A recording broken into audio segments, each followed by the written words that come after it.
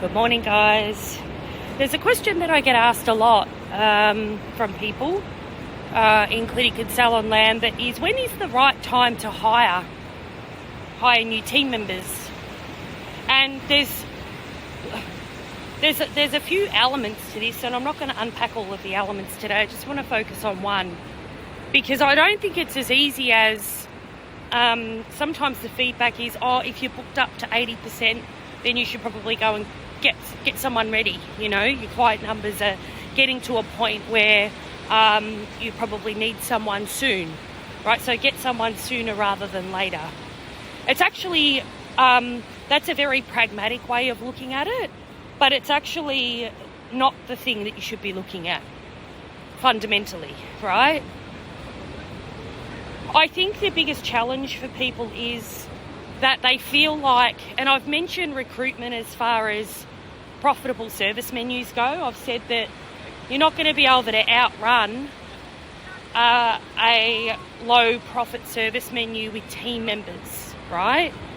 To a certain degree, there is a possibility, like if you're running a low barrier service model, which I won't go into too much detail, but you've got a business model that needs volume to be profitable, that's a different circumstance. But most people aren't running that model, right? That's a Laser Clinics Australia sort of model. Most suburban clinics and salons are not running a low barrier model. So you don't need to worry about that, right? And I've spoken about the fact that if you continue to hire team members and your service menu is not set up in a profitable way, you'll continue to perpetuate the problems with the profit, right? So that's one area, obviously, that I've spoken about before that can be a bit of a red flag, something that you need to get right before you go and replicate, get more people on board.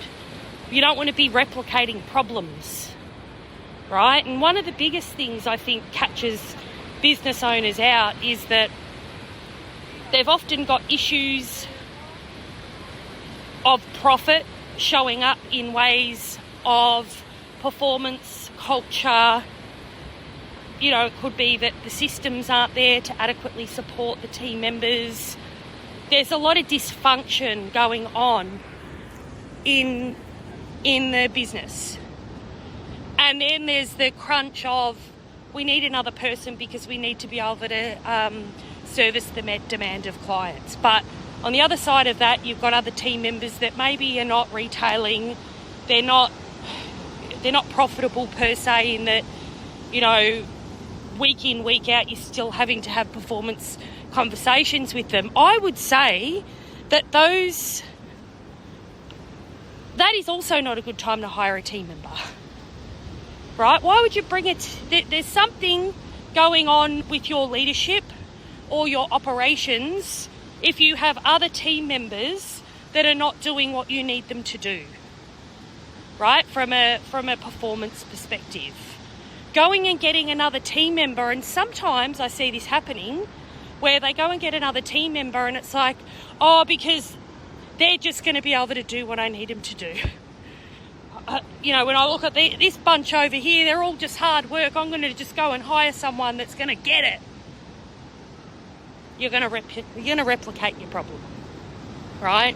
So what I would say to you is that for a new team member to thrive, first of all, you need to have a good culture, and not just a good culture in terms of respect and communication, but a good culture in terms of performance.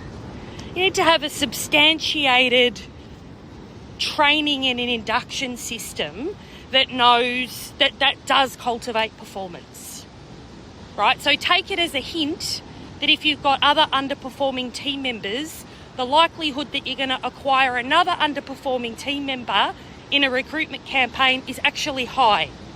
And your training and induction and the systems and structures you've got in your business is not going to be able to outrun that, because it's showing you that it hasn't been able to outrun that in the past, right?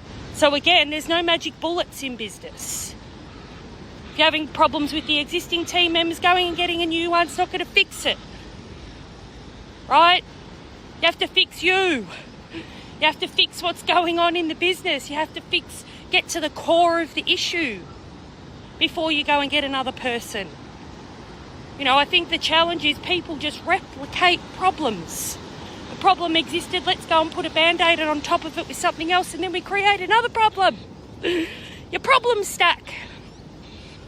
And that's horrible for people. It's very stressful. It's very overwhelming. You know, when you start to problem stack and replicate the problem because you haven't addressed the existing one. So when is the right time to get team?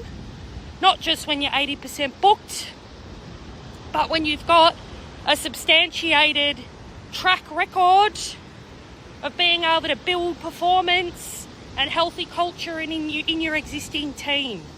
That's when you go get a new team member.